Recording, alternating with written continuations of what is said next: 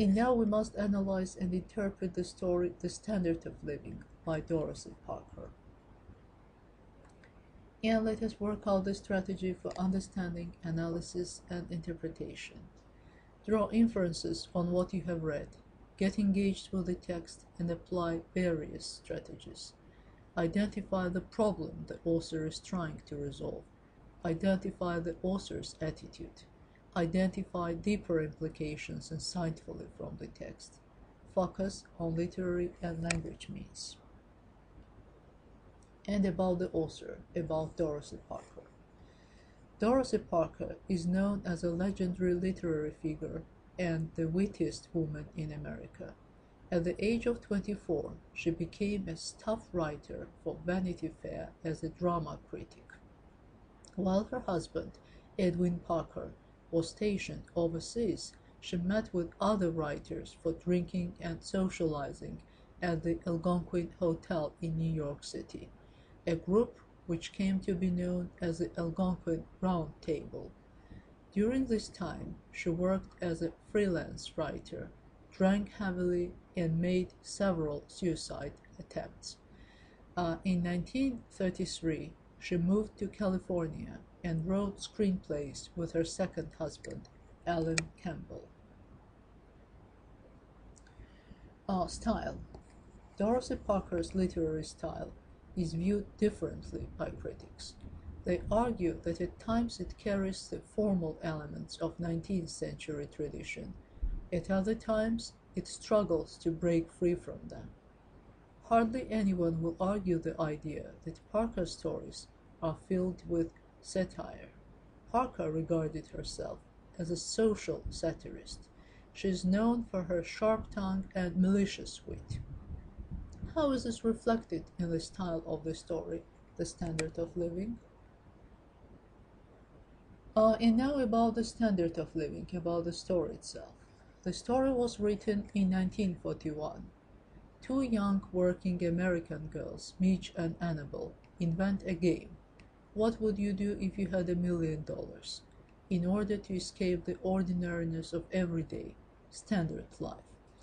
Literary critics consider The Standard of Living as a story about the beliefs, dreams, and value systems of today's materialistic society through a satire of the lives of two standard American girls. And now about the term American Dream. The term was first used by James Truslow Adams in his book The Epic of America. He states, "The American dream is that dream of a land in which life should be better and richer and fuller for everyone, with opportunity for each according to ability or achievement. In spite of this, the term American dream is not easily defined. For many, it implies success, affluence, financial security, fame, living well, etc. It is usually based on a materialistic system of values." What kind of attitude does the story suggest towards American dream? And now check your comprehension. What kind of food did the girls eat, and what do they say about Annabelle and Midge? How do the girls dress, act, walk, or talk? Illustrate your answer with specific examples from the story. The girls looked conspicuous and cheap and charming.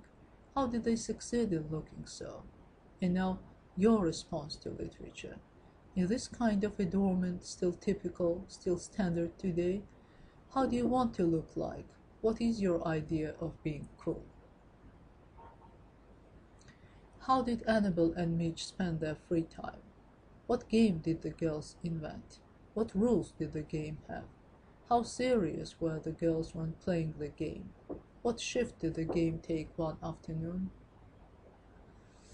Describe the experience in the shop and the way they were received. How did the author achieve expressiveness? How did the price of the necklace affect the girls' mood? Follow the change in their behavior. What solution did Midge find? Did they change their standard of living? Do you observe any irony in the discrepancy between the way the girls see themselves and the way the author portrays them? Find passages in the story to support your answer. What does the writer want to tell the readers? It was just a game or a way of living? And now, your response to literature. Is dreaming your way of life? Do you really expect that your dreams will come true? How do you try to escape the ordinariness of your everyday life? Do you dream about improving your standard of living? Do you measure your happiness and success by standard of living? And now some reading between lines.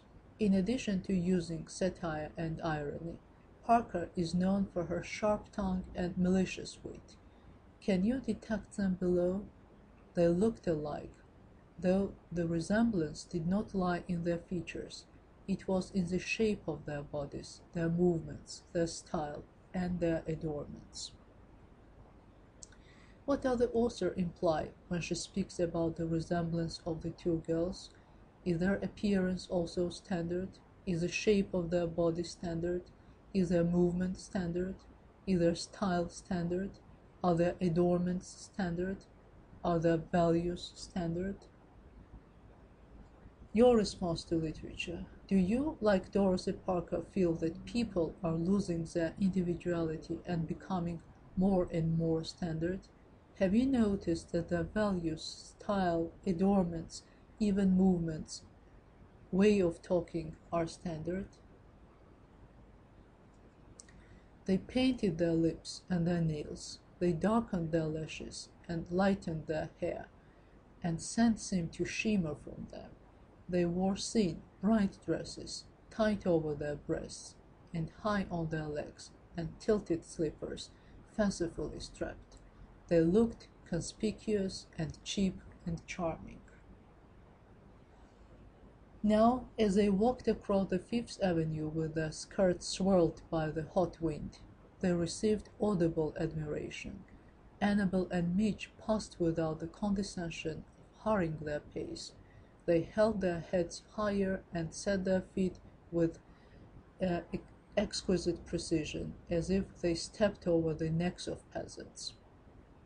Do you observe any irony or even sarcasm in the discrepancy between the way the girls see themselves and the way the author portrays them? Young men grouped lethargically about newsstands awarded the murmurs, exclamations, even the ultimate tribute, whistles. Can young men really become lethargic because of the girls' painted lips? Can whistling be ultimate tribute to pay someone? Annabel and Midge passed without the condescension of hurrying their pace. They held their heads higher and set their feet with exquisite precision, as if they stepped over the necks of peasants. What made them so proud? How does the author present their pride? The single strain on the girls' friendship had followed an announcement once made by Annabel that the first thing she would buy with her $1 million would be a silver fox coat. It was as if she had struck Midge across the mouth.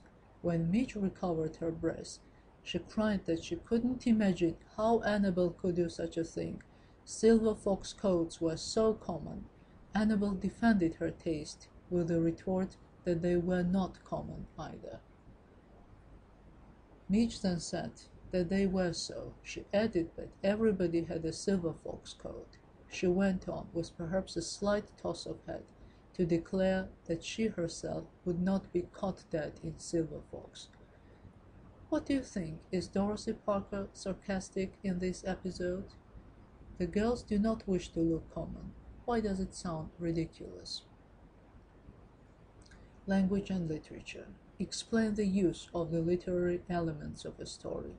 Theme, plot, setting, character, point of view. Identify symbols within the text and evaluate the author's use of symbolism to convey ideas. Determine the author's style, identifying particular word choices and figurative language.